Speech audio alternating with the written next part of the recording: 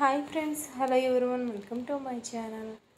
ఈరోజు మీకు నేను ఈ మొక్కలను చూపిస్తున్నాను కదా, ఇవి ఎక్కడ వేస్తున్నాను ఏంటి అనేది మీకు చూపిస్తానండి. ఇంతకుముందు అయితే నేను చూపించాను కదా, మా పొలంలో మొక్కలు వేశాను. అక్కడే మళ్ళీ మొక్కలను తీసుకెళ్ళైతే ఇప్పుడైతే మిగతా ప్లేస్లో కూడా వేసేసాను. అప్పుడైతే నేను వెయ్యను, కొన్ని మొక్కలతో ఆపేస్తాను అనుకున్నాను.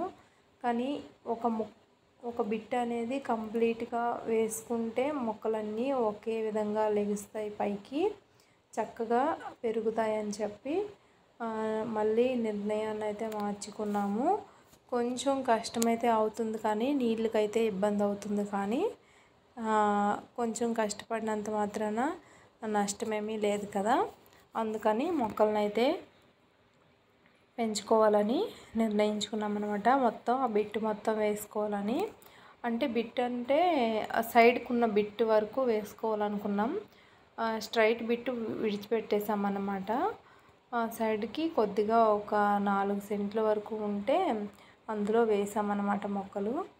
ఇదిగోండి, ఇక్కడ నేను చూపిస్తున్న ఈ మొక్కలన్నీ కూడా ఇప్పుడు వేసినవే.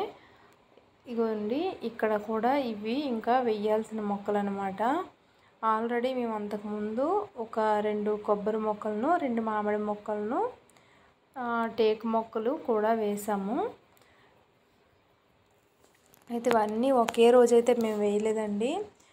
వీటన్నింటినీ ఒక్కొక్కసారి మా వారికి లీవ్, ఒక హాఫ్ డే లీవ్ దొరికినప్పుడల్లా తెచ్చి వేసుకున్నాం అన్నమాట.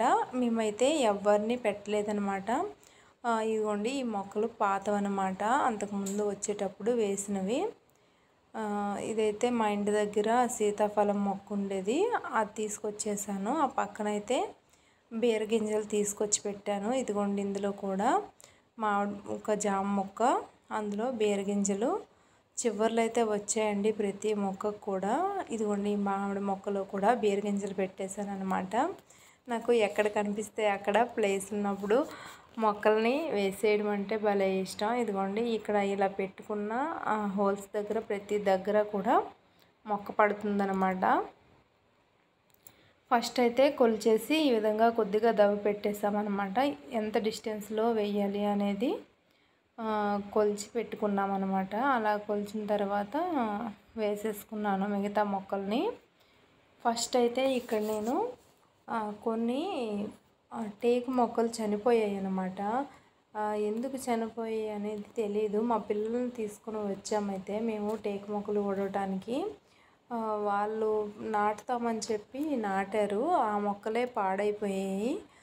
బహుశా వాళ్ళు సరిగ్గా మట్టి పెట్టకపోవడం వలన కానీ, పెట్టేటప్పుడు ఏదైనా ప్రాబ్లం వచ్చి కానీ చనిపోయి ఉంటాయని అనుకున్నాము. కానీ పచ్చి అయితే ఉంది, చివర వస్తుందేమో రాదేమో అని భయానికి ఆ ప్లేస్లో మళ్ళీ మిగతా మొక్కలను తెచ్చుకొని పెట్టేసుకున్నాం అన్నమాట. ఇదిగోండి, ఇక్కడైతే నేను గొయ్యలు అయితే తీసుకుంటున్నాను ఆ మొక్కలకు సరిపోయేటట్టు. మాకైతే మా పొలానికి దగ్గరలో ఒక ఊరు ఉందన్నమాట. అక్కడైతే ట్యాప్ వాటర్ అన్నమాట 24 hours వస్తాయని, కరెంట్ ఉంటే వస్తాయని చెప్పారు. దాంతో మేము అక్కడ మొక్కలను వేయడానికి అయితే రెడీ అయ్యామన్నమాట. ఎందుకంటే మా పొలంలో వాటర్ లేదు అండ్ మాకు రోడ్డు కూడా ఉంది కాబట్టి కొంచెం ధైర్యం చేసి ఇక్కడైతే మొక్కల్ని ఈ బిట్లో వేసేయాలని నిర్ణయించుకున్నాం అన్నమాట. అయితే ఇప్పుడు రైనింగ్ సీజన్, ఆ తర్వాత వింటర్ సీజన్ వస్తుంది కాబట్టి పర్వాలేదు. కానీ సమ్మర్ వచ్చేసరికి చాలా కష్టం అవుతుందని అనుకుంటున్నాను నేనైతే. ఇదిగోండి, ఇక్కడైతే నేను మొక్కలు నాటుకునేటప్పుడు వాటికి సరిపడా గొయ్యనమాట కొలిచి తీసుకున్నాను అనమాట. అంటే ఇది అంటు కట్టిన మొక్కలైతే అంటు కంప్లీట్గా కట్టిన దగ్గర కిందకి వెళ్ళిపోవాలన్నమాట. మొక్క ఎంతవరకు అంటు కట్టారో అంతవరకు కూడా లోపలికి వెళ్ళిపోవాలన్నమాట, మట్టి లోపలికి. అలా అతనైతే చెప్పారనమాట, మొక్కలు నర్సరీలో ఇచ్చే అతను. అయితే అది కరెక్టేనండి. అంటు అనేది కిందికి వెళ్ళిపోతే మనకి కట్టిన దగ్గర మనకి బాగుంటుంది అనమాట. గాలిలో వచ్చినా ఏమైనా కూడా అంటు ఊడిపోకుండా ఉంటుందన్నమాట. అందుకని అంటు వరకు వచ్చేలా ఇలా మనం గొయ్యిని తీసుకోవాలి. ఇలా తీసుకొని ఈ విధంగా మొక్కలన్నింటినీ కూడా నాటేసుకున్నామండి. ఇదిగోండి, ఇక్కడైతే మా హస్బెండ్ అయితే వాటర్ తీసుకురావడం కోసమని వెళ్ళారనమాట.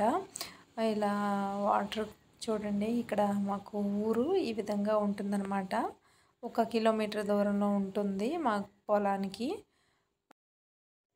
ఇలా అయితే వాటర్ క్యాన్స్ రెండింటిని తీసుకుని ఇలా బైక్ మీద తీసుకొని వచ్చేస్తారనమాట. ఇలా ఒక 4-5 సార్లు తిరిగితే వాటర్ అయితే సరిపోతుంది. ప్రజెంట్ అయితే ఇంకా సమ్మర్ వచ్చేసరికి ఎలా ఉంటుందో అనేది తెలీదు.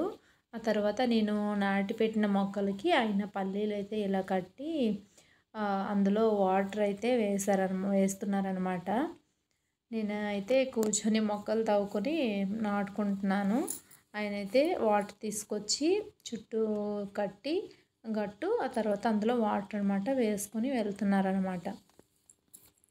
ఇలా మేము మొక్కల్ని టైం ఉన్నప్పుడల్లా వచ్చి నాటుతూ ఉన్నామండి. మేము మన చేతులతో మనం మొక్కలు నాటితే అదొక ఆనందం అండి. ఆ తర్వాత పిల్లలు కూడా వస్తూ ఉంటారు, చూస్తూ ఉంటారు. మన చేతులతో స్వయంగా నాటుకొని అవి ఫలితాన్ని ఇస్తే ఆ ఆనందమే వేరు. ఇంకా ఇవి ఫలితాన్ని ఇప్పుడే వీటి నుంచి మనం ఫలితం ఆశించకపోయినా ఎప్పుడే ఒక 2 ఇయర్స్కైనా ఫలితం అయితే వస్తుంది కదా. కొంచెం కష్టపడితే మనకి ఖచ్చితంగా ఫలితం అనేది వస్తుంది. ఇలాగే ఉంచేసే కంటే భూమిని ఇలా మనం ఏదో ఒక విధంగా సాగు చేసుకుంటే మంచిదని నా అభిప్రాయం అండి. ఈ సైడ్స్కి అయితే ఇదిగోండి మొత్తం టేకు మొక్కలే వేసుకున్నాము. అంటే హెడ్జెస్ అనమాట అవి. అటు సైడ్న మొత్తం టేకు మొక్కలు వేసుకున్నాం అనమాట. ఆ తర్వాత ఇటు వచ్చేసరికి చూడండి, ఇదైతే నేరేడు చెట్టు. నాకైతే నేరేడు పళ్ళు అంటే చాలా ఇష్టం. మా ఆయనకి తెలుసు ఆ విషయం, అందుకనే నేరేడు చెట్టు అయితే తీసుకున్నారు. అలాగే నిమ్మ, నారింజ, ఆ తర్వాత జామ, ఆ తర్వాత జీడి, కొబ్బరి, మామిడికాయలు 2 సీజన్స్లో వస్తాయి కదా మామిడికాయలు, అవి కూడా తీసుకున్నారండి. 2 సీజన్స్లో వస్తే మనకి మామిడికాయలు కొంచెం పప్పుల్లోకి గట్రా బాగుంటుందని తీసుకున్నాం అనమాట. మొక్కలైతే మాకు కాస్ట్ అయితే పడ్డాయి, మొత్తానికి ఒక 10,000 వరకు అయ్యాయి అనమాట. మేము ఓన్గా నాటుకోవడం వలన అలా తక్కువ కాస్ట్తో అయిపోయిందనమాట. ఇదండి ఈరోజు వీడియో. ఈ వీడియో మీకు నచ్చినట్లయితే తప్పకుండా లైక్ చేయండి. అందరం మొక్కలను పెంచుతూ వాతావరణాన్ని చక్కగా పచ్చదనంతో ఉంచుకోవాలని, స్వచ్ఛమైన గాలిని మన పిల్లల జనరేషన్కి అందించాలని కోరుకుంటూ ఈ వీడియోని ఎండ్ చేస్తున్నాను. Thank you for watching friends.